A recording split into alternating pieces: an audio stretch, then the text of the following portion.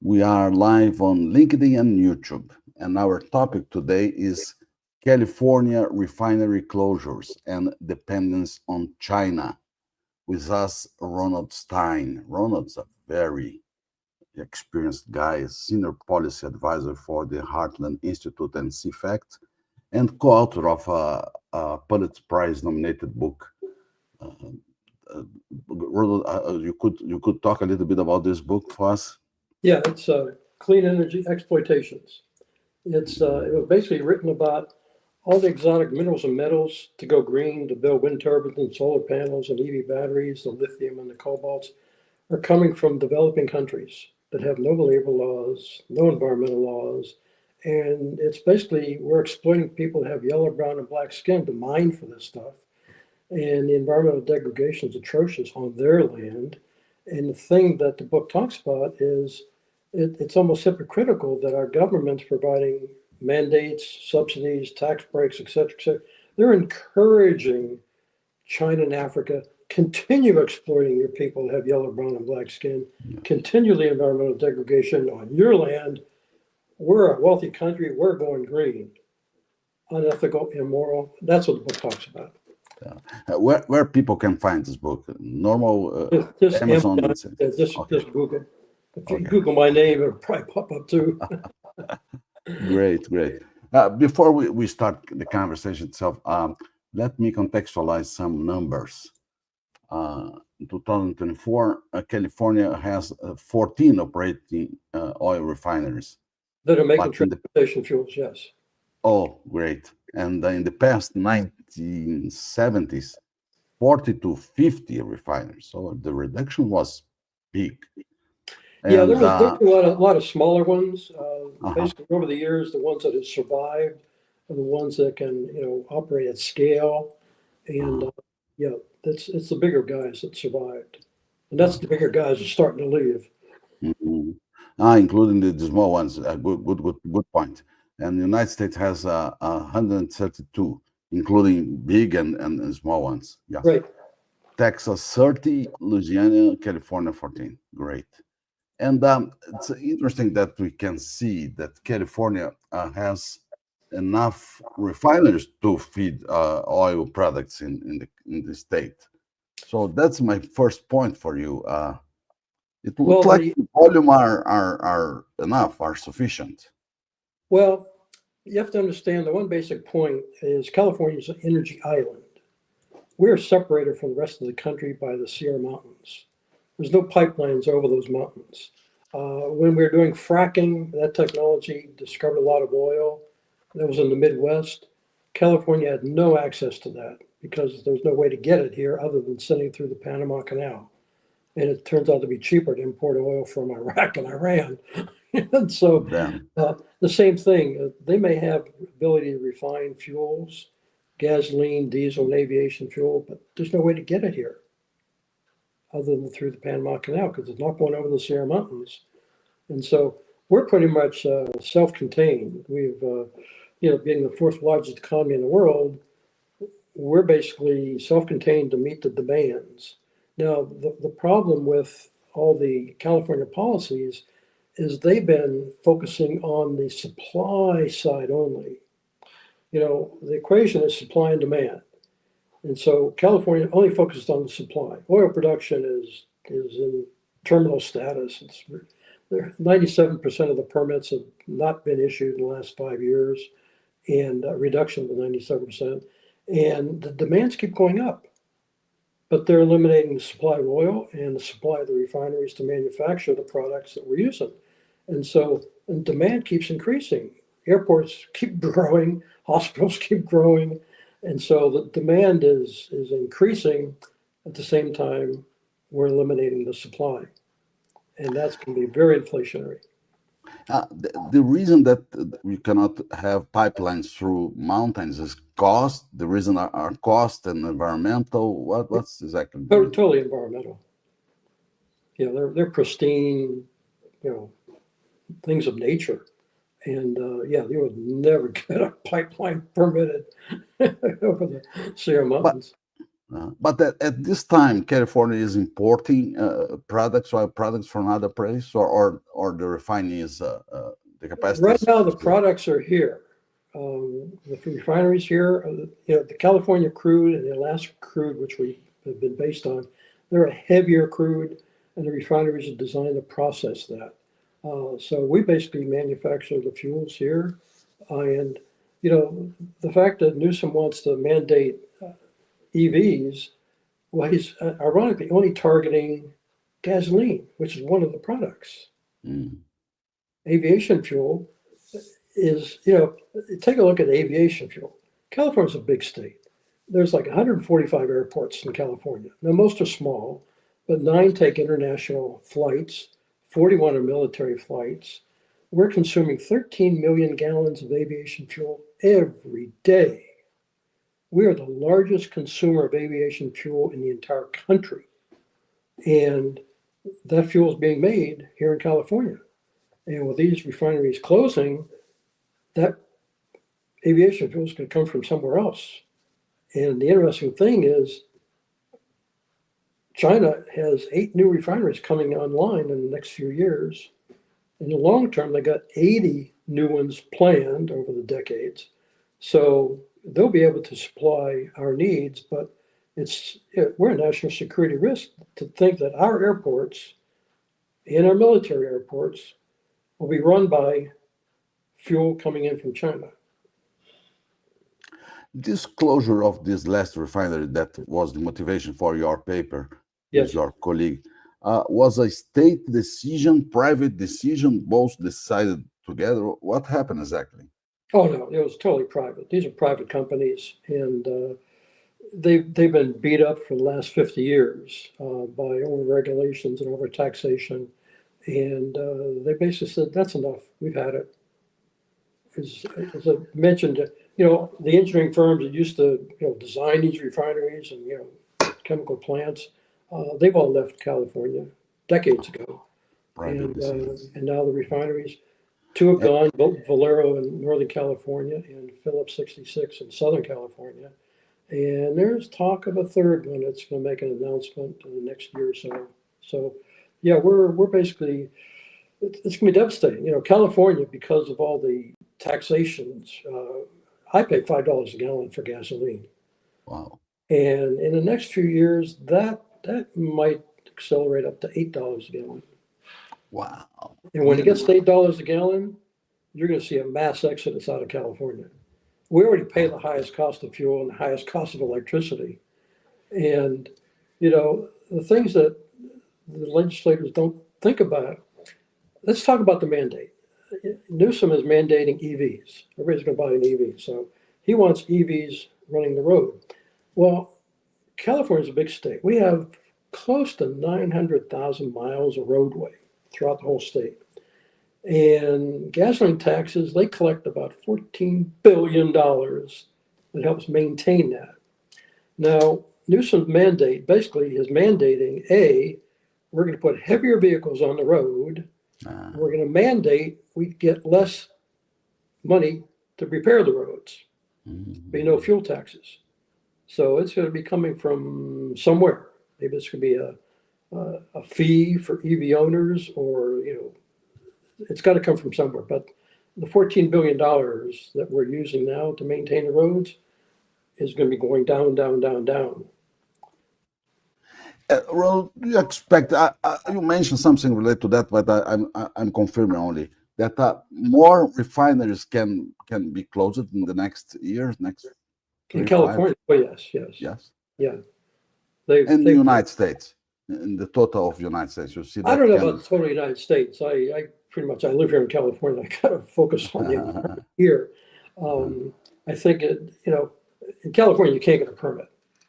And you might be able to get a permit to build it somewhere else, but it's going to basically require some higher powers to mandate refineries be built.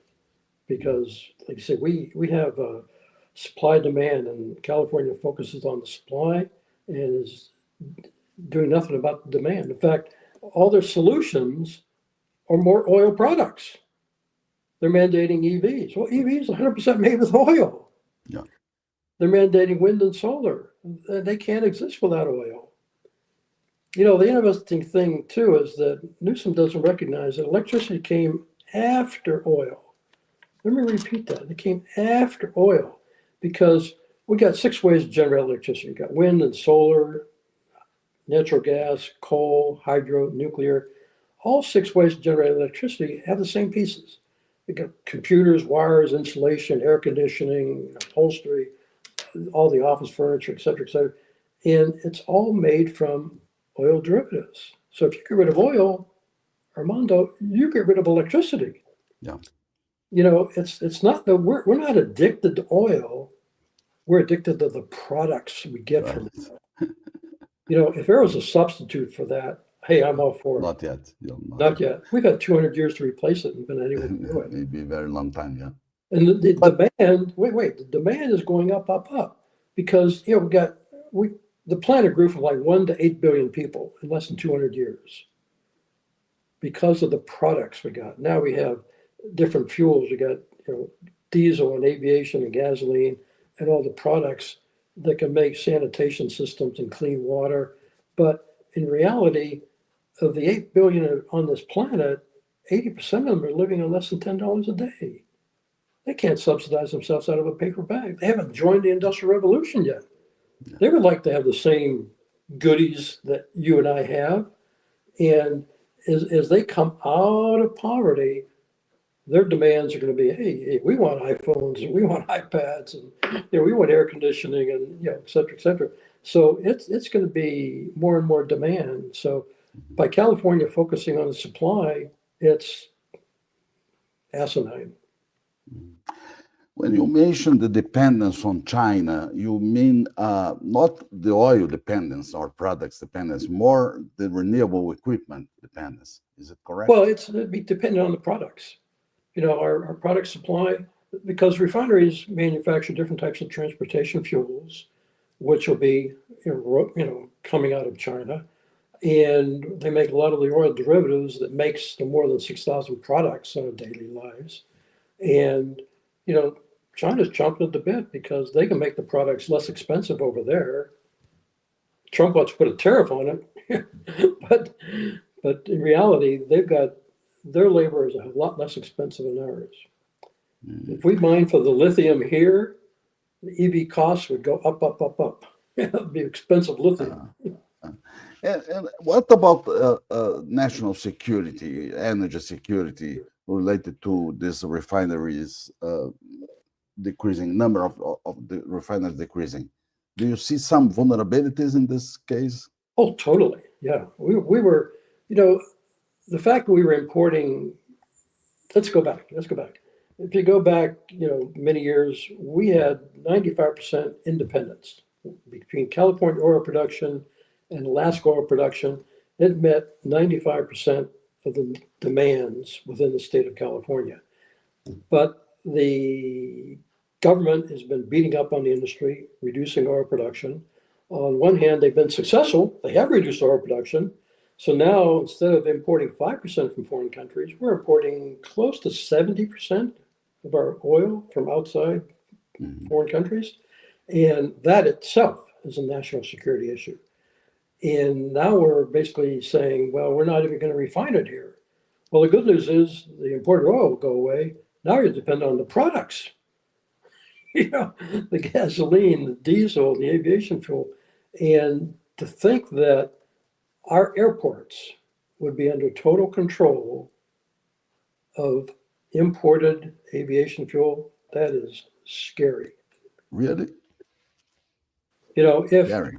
Really refineries scary. in China, they'll be able to make all the products we need and be able to bring it into, you know, marines in California. But that's another problem because we're basically beating up on the marinas to reduce pollution. And so these ships may have the products we need. They may not be able to land and unload. There's no pipelines to bring that stuff off the ship. And Ronald, military equipment, do they have control of the source of these oil products, or they buy from foreign countries too? They, like you say, they're the demand. They'll buy it from where the source is, from the supply. Wow. Right now, the supply is, foreign countries. Wow. Impressive. It's No, really a vulnerable point. Yes, no doubt. impressive. It's discouraging too. Yeah. And tell me about tariffs. Do you see that tariffs can, let's say, accelerate this process of refineries selling and Well, tariffs are basically just making things more expensive because, currently, we import a lot of widgets, from foreign countries because they got cheap labor. Primarily, they got cheap labor and no environmental laws, no labor laws. So they can make the widget at this cost. Yes, we can make anything here in America, but we got minimum wage requirements. We got labor laws to adhere to. We got environmental laws to adhere to. yeah, So we can make the same widget at this cost, yeah, that's right. and which can be very inflationary. So it'll create jobs for a while, but if you have no buyers, a lot of people are hurting.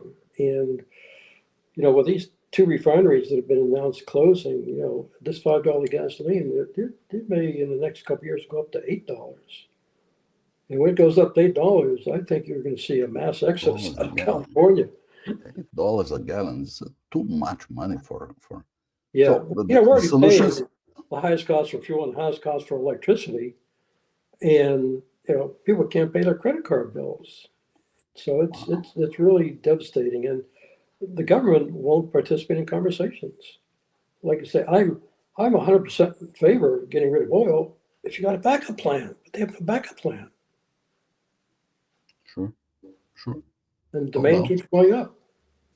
They give a No doubt. permit to increase the size of the hospital, the demand side, but they don't give a permit to drill for the oil to allow the refineries to process it to make the But but product. but let me ask you, people, government, state government, are they, let's see, seeing and analyzing these vulnerabilities in terms of security, energy, and No, national security, or no, no? no, they're totally Oh, oblivious.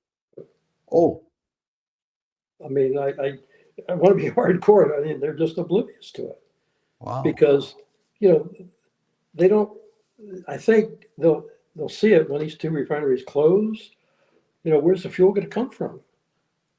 And if it's just based in California, they've got regulations on these refineries to make a clean blend for California.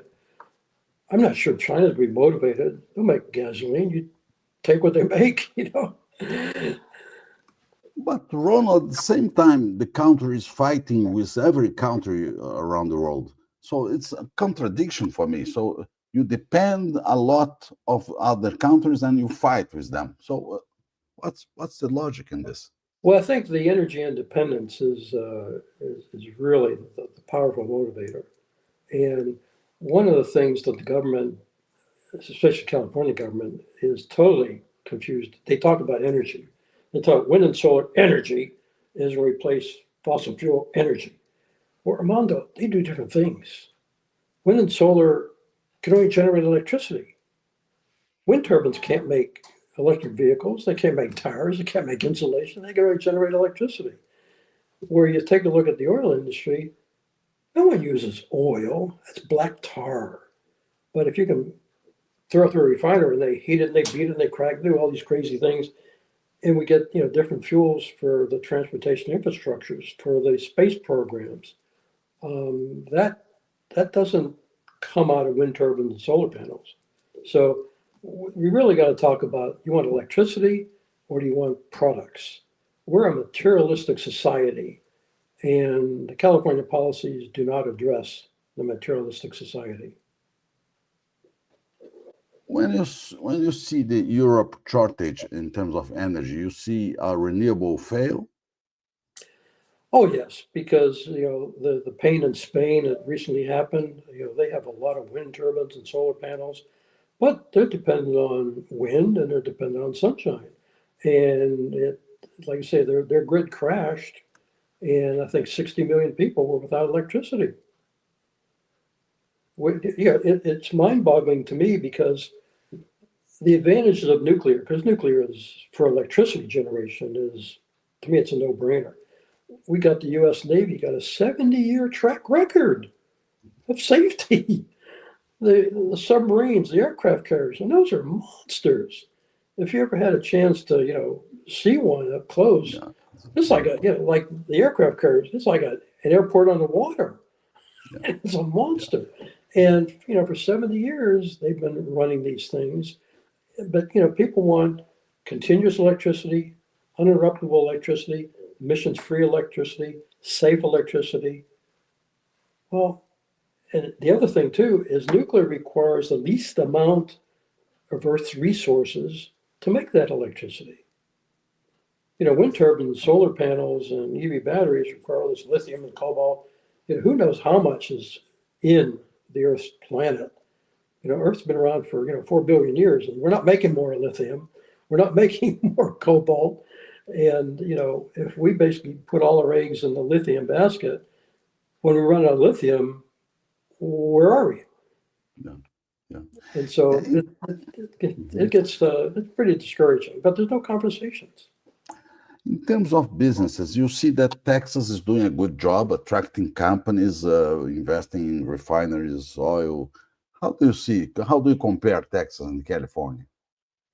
Well, like I say, a lot of the engineering that used to design these refineries, I used to work at Fluor, Bechtel, Braun, Parsons, monster engineering companies, all in Texas. Oh, Yeah, they've all moved decades ago. wow. And yeah, Texas is much more friendly to the energy sector because we have to be energy independent. And we are now dependent, heavily dependent on others. And it can only go up. We're not paying, you know, we keep shutting down power plants here. And we're importing 30% of our electricity. We import more electricity than any other state in the country. Mm, And we're paying the most for electricity. And we shut down you know, a nuclear power plant here that generates zero emissions. So we import electricity from coal-fired power plants on the other side of the border of California. So, yeah, but Armando, one of the things to think about, in the United States, there's a lot of states that have really bad weather. They got tornadoes and hurricanes and lots of rain. We don't have any weather in California. We just have earthquakes. yeah, Well, California as a state, as a contributor to emissions, world emissions, I think it's in a single digit.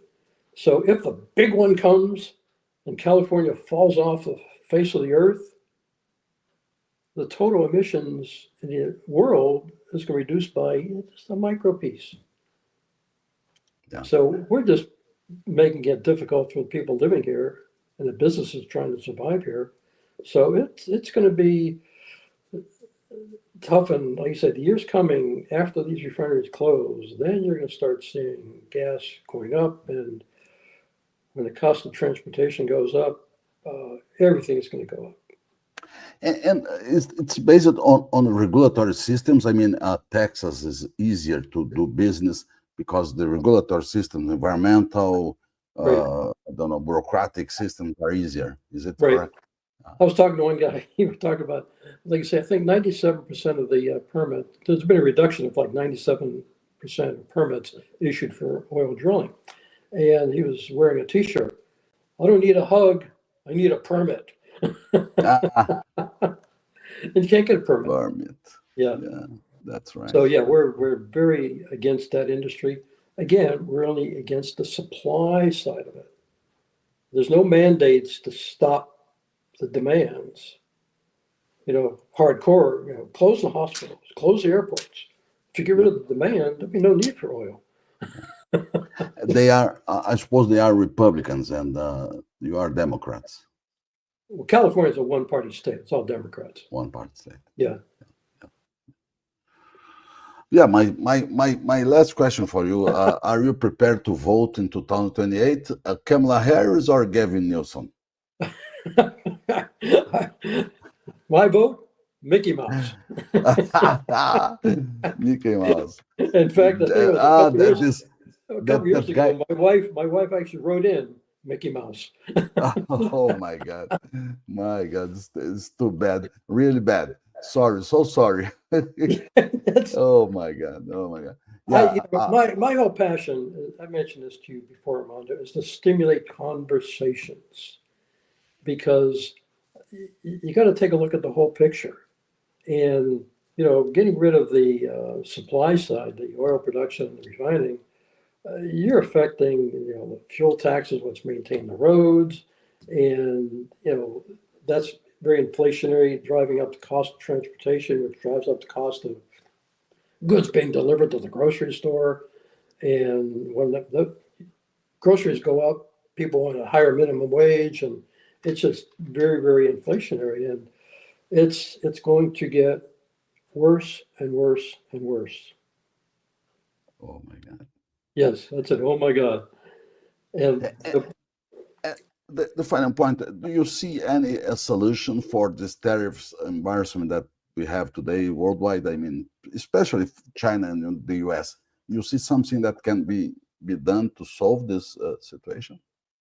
I think it'd just be, fair trade. I mean, you basically make the widget where it's most cost effective. If it's more cost effective to make it in, Afghanistan or, some other foreign country, so be it. But that's the reason why a lot of the manufacturing has gone, quote, offshore, Yeah, because they can make the product less expensive. no Because, doubts.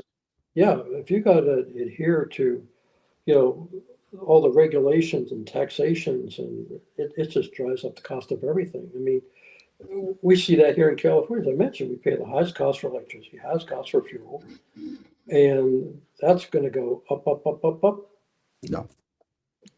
The solution is moved to another place that can be done with less money. Yeah, yeah. So the excess out of California, you might get run over by the stampede.